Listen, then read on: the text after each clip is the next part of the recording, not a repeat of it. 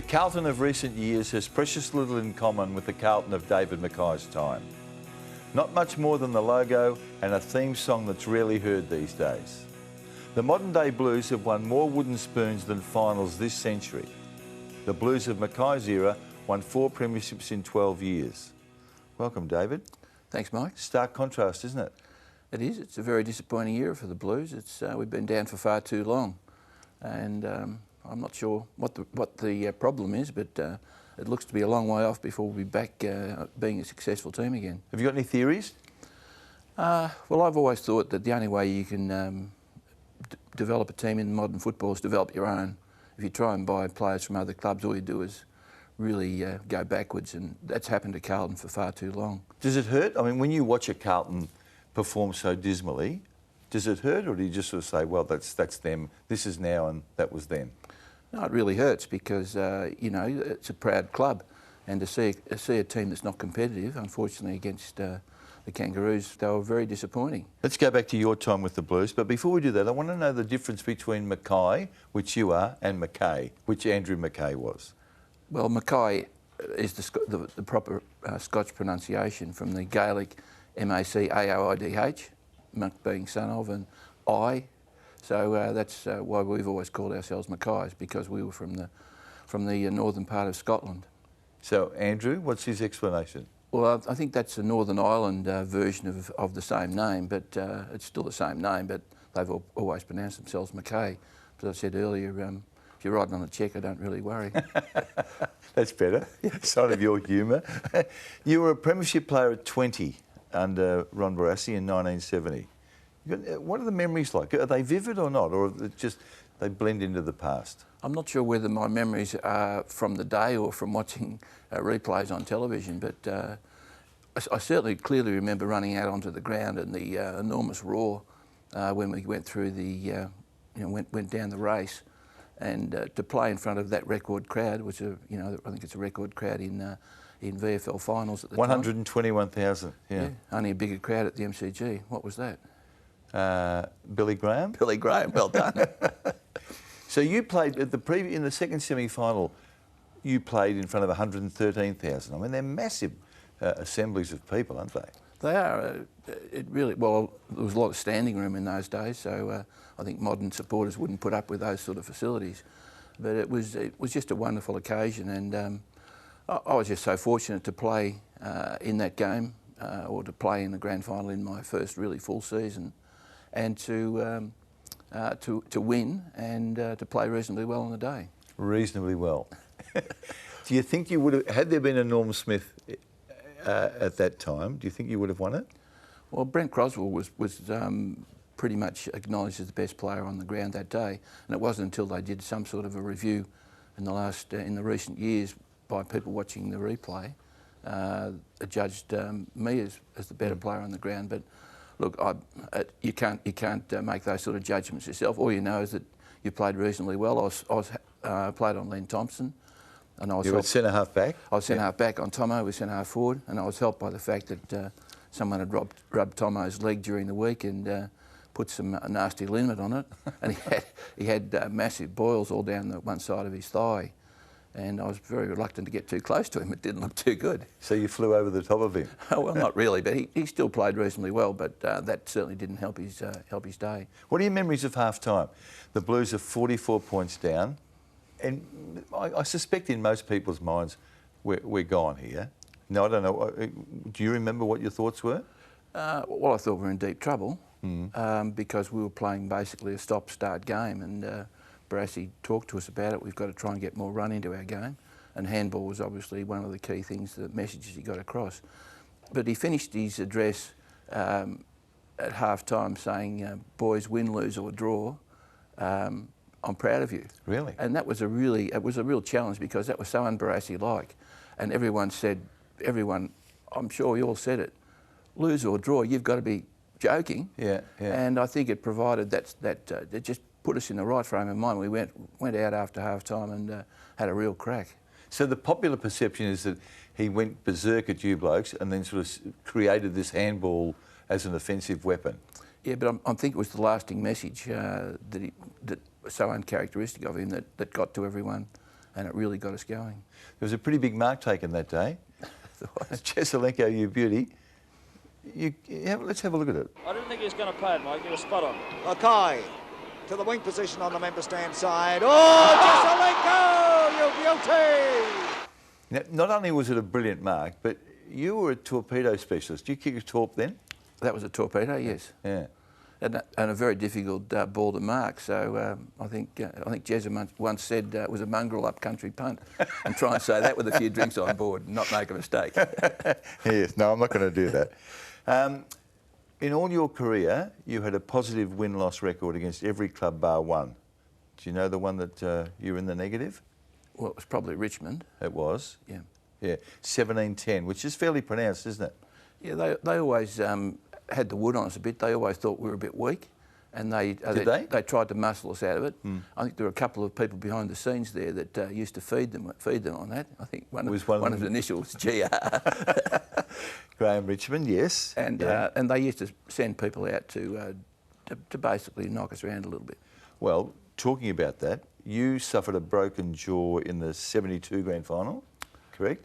10 minutes into the second quarter, yeah. Yeah, and Jeff Southby, did you have a broken jaw or did you just get concussed? He was concussed, yes. Yeah, in the 73 grand final. Yeah. Neil Baum was involved in both those incidents. That's correct. Yeah. Have you moved on from that? Yes, except I've still got dental issues that I'm having treatment for, but yeah, other than that, I've moved on. So you've still got dental issues? Yeah. So, but I must say, the AFL Players Association, of which I was part of in its original formation, are fantastic the way they do support older players like myself. And you know, if there's a gap in the payments that you've got to have any sort of medical procedure that's related to your football career, they will make up the difference, and that's really fantastic. So your break was where? Between my front teeth and to the side. Wow. And did you lose any teeth?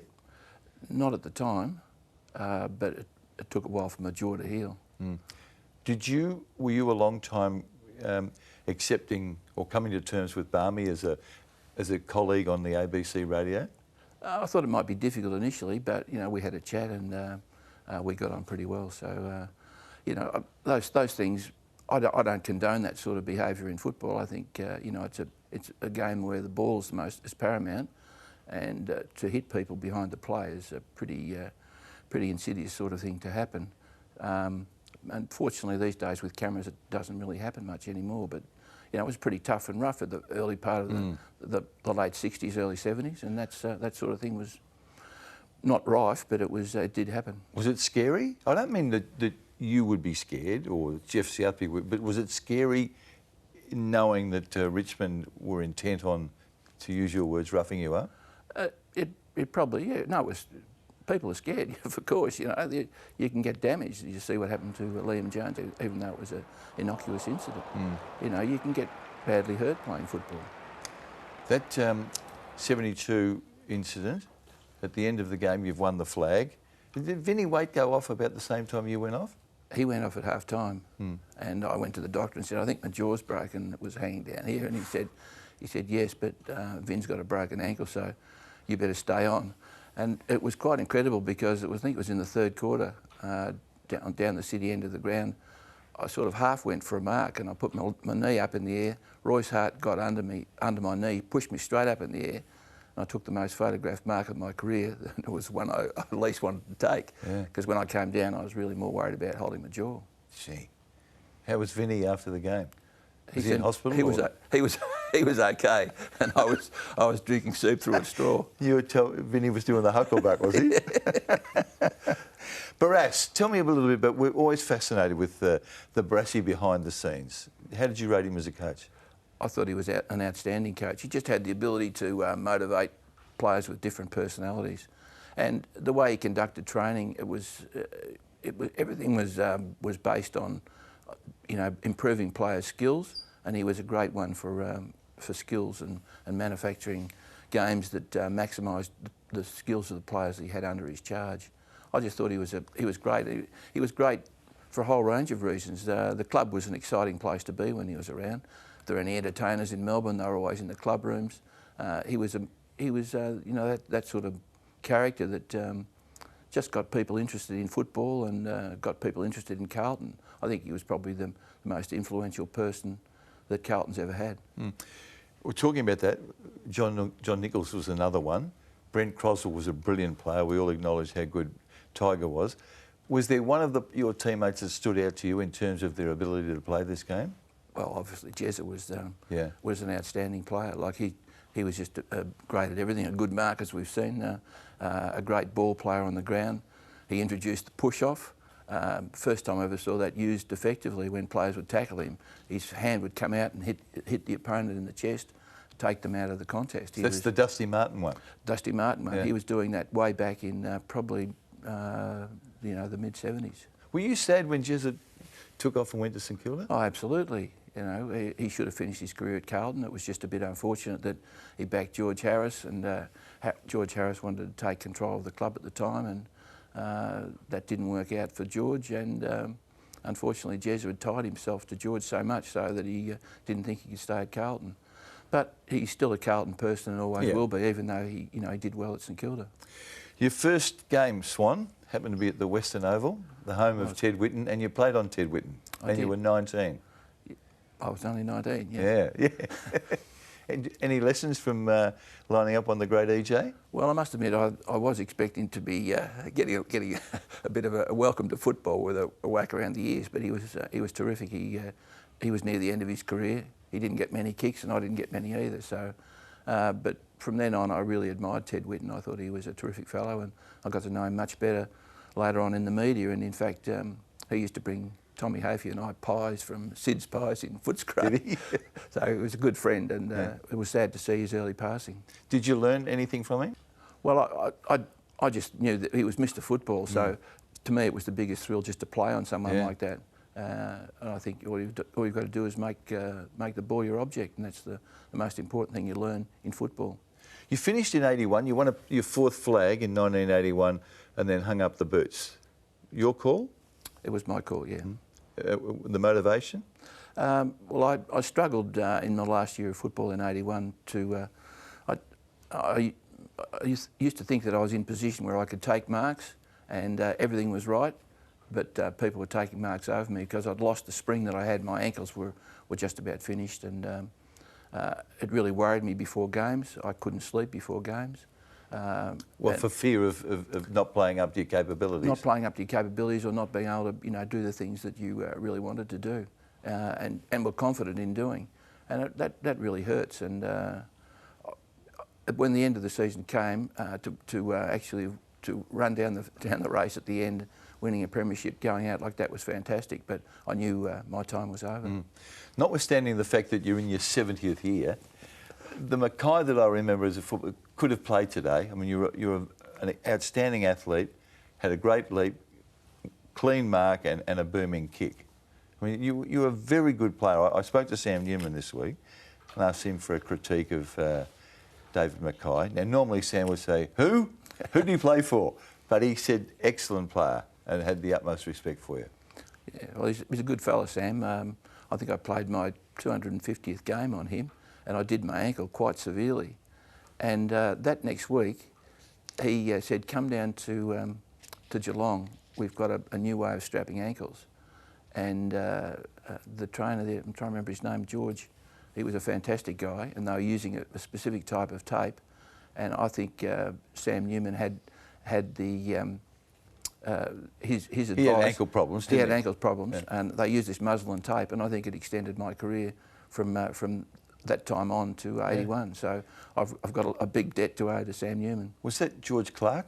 I think it was George Clark. Yeah, he was a fantastic old trainer. He was a terrific man. That is Sam, though, isn't it? I mean, he was even though you were from the opposition, if he could help, it was sort of the kindred spirit that you had as footballers. Yeah, and I think it's fantastic. Look, I get that support now from other players that were foes. People like Don Scott keeps in touch with me regularly. I think it's fantastic the support those guys give you, and it's you've got sort of it's a coterie, or it's an understanding, and you can talk about any issues, whether they be football related, politics, or whatever, and you do it with confidence, knowing that you're talking to a real friend. You were a political beast, Swan, weren't you? Not really, but I... But you were socialist. I thought you were vocal for your time. Footballers didn't tend to get involved in politics.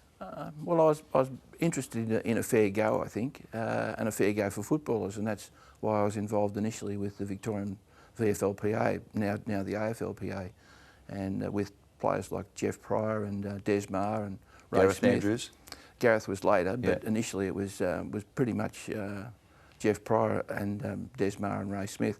And Jeff and I were probably the more radical, but we were fortunate we had blokes like Des Maher who kept us pretty much on track. But there were some interesting times because you know, there were no standard player contracts, there were no medical benefits, we didn't have parking, we didn't have creches for kids.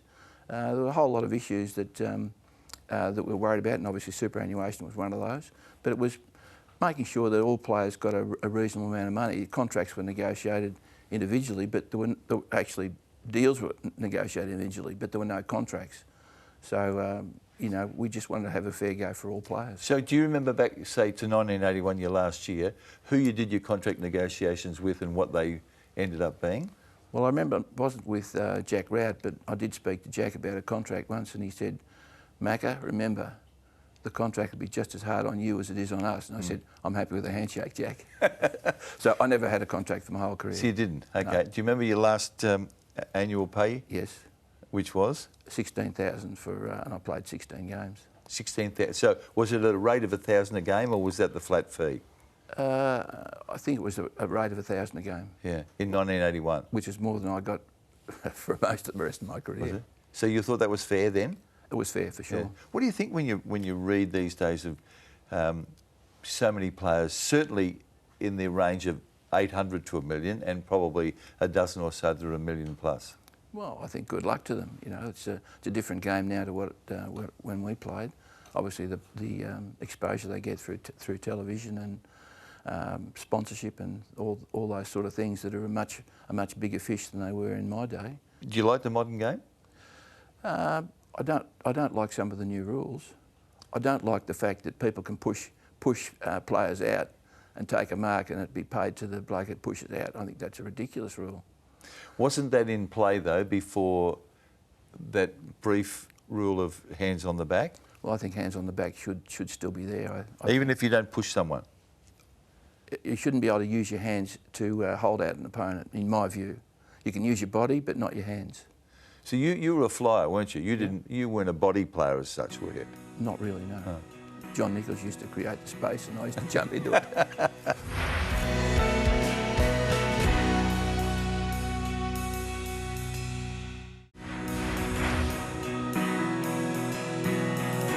Geez, you could kick a goal. 277 goals for a player who played a lot of time back, time in the ruck and at centre-half forward. It's a good number.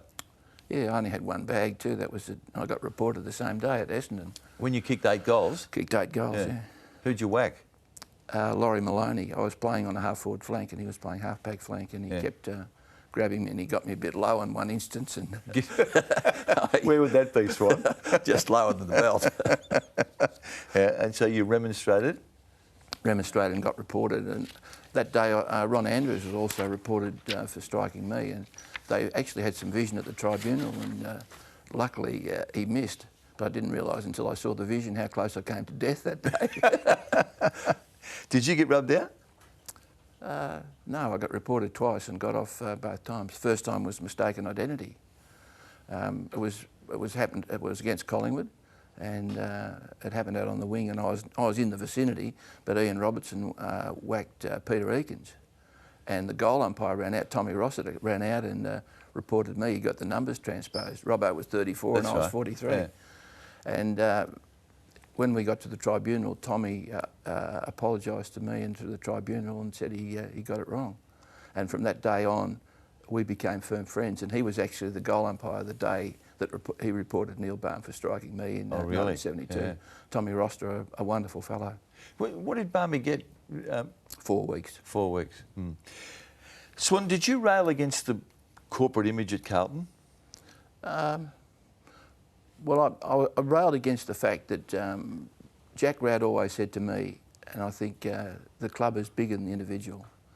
And it wasn't the corporate image, but it was when individuals, and you know, I'd probably blame John Elliott to a little degree on that.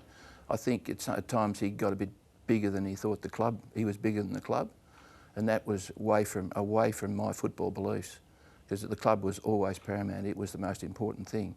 But having talked to John since, look, his heart's always been in the right place. He's always been a Carlton person. But I think for a little while there, he got a little bit carried away with You didn't get on with power. him though, did you?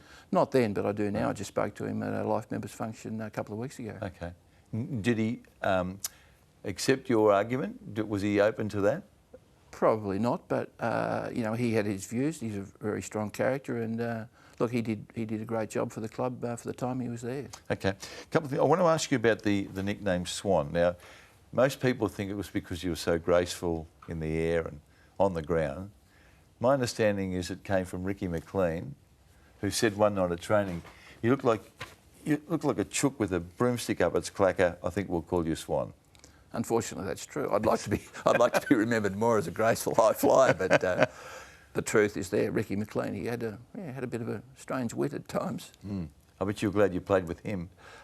The silliest thing Carlton ever did was clearing him into Richmond. Really? Oh, it was crazy, because he'd played pretty well in the pre-season. I think he kicked about 6 goals in a practice match, and why they let him go was just beyond my belief, because he was a pretty good player and he was a booming torpedo kick for goal, and a tough guy, and he would have been handy for us. I think a lot of players ran taller when they were in the vicinity of Ricky McLean, didn't they? I'm sure they did.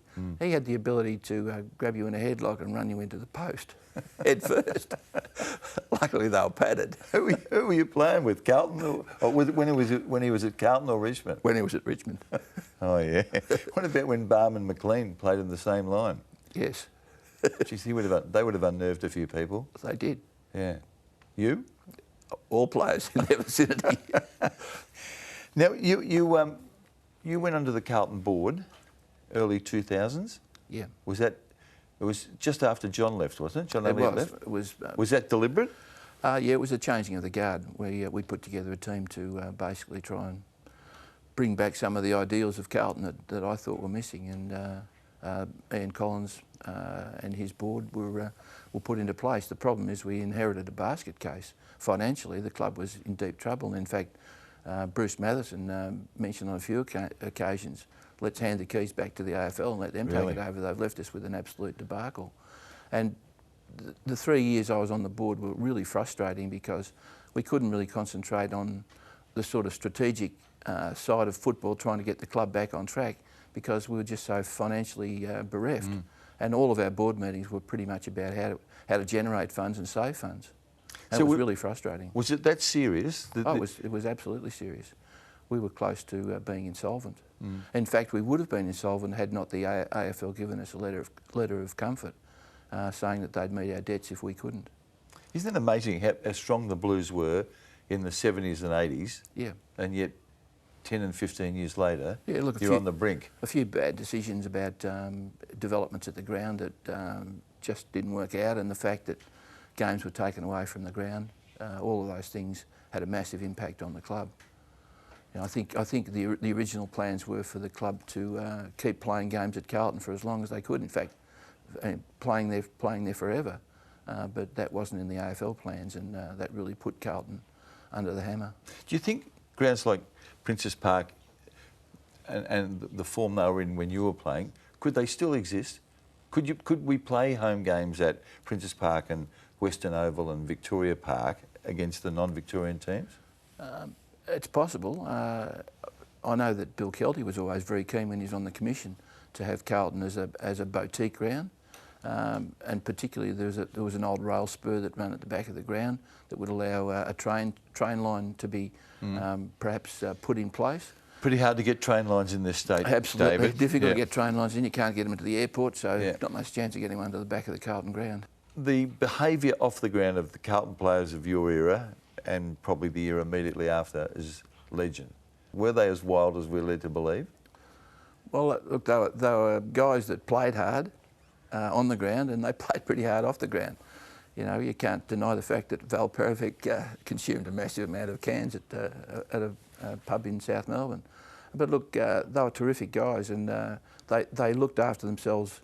They had a big night on Saturday night, but after that it was back to business. Mm-hmm. And look, just an interesting time, interesting guys. It was all part of the characters. So they knew not to cross the line. They probably did cross the line, didn't they? Well, probably on a few occasions, but there was a pretty strong peer group pressure at Carlton that if players didn't do the right thing, they were made. It didn't necessarily need to be the administration of the club telling them. Their teammates would tell them, "Look, mate, if you're not serious about this club, find somewhere else." Okay. And that was players telling players, not the club telling players. You've thrown Pera under the bus. He must have had 2 or 3 accomplices. But just getting back to Pera, he was an incredible individual. He could drink, on Saturday nights he could drink, and he used to sleep in his panel van outside the club. He would get up. This is a case in point. He would get up on a Sunday morning and win the run around the park, and quite often they were more than just the park. So not only did he have the ability to consume a large amount of stuff, but he had an incredible constitution that allowed him to get back on track from Sunday morning on. Mark McClure, was he of a similar mind to Pera? No, look, McClure took his game very seriously. He certainly enjoyed a good time on a Saturday night, but come the business end of the week, he was right back in business. And he worked really hard on his game. He's one of the few, well, probably the centre-half forward that covered more territory. He used to run his opponents ragged, and then he'd get back into position. At the right time, he was able to read the play well. He was a good mark for his size and a good kick for goal. When you finished football, Swan, you joined the Department of Overseas Trade. You also had a role with Lindsay Fox and Bill Kelty, trying to create jobs around Australia. Yeah, that was probably one of the most rewarding jobs that I ever had, Mike, working with Lindsay Fox and Bill Kelty. I was actually working with Department of Employment then, and Fox and Kelty had I think Lindsay unfortunately lost a son, and Bill gave him some solace, and just together they decided they'd try and do something for the country. And they started this, in a sense it was an evangelistic crusade around Australia to create jobs for young people. In effect, their message to local communities in talks that we used to have organised right across the country was, if your young people in this community don't have a future, your community doesn't have a future. So do something about it. And as a result of that, in communities across Australia, I think somewhere between 50 and 70,000 new jobs were created. Oh. And it was a wonderful time. They had full support of the government, and I was representing the government or the Commonwealth Employment Service, and they provided the backup in finding people for the jobs that Fox and Kelty created. But it was a wonderful time, and they did a wonderful job for Australia. So it's a great career. I think you're often underplayed in terms of your influence on the blues sides of the 70s and early 80s. You're taught to be very proud of it. Great to catch up and reflect on what was a much better period for the blues. Thanks, Mike. My pleasure. This has been a Fox Sports production.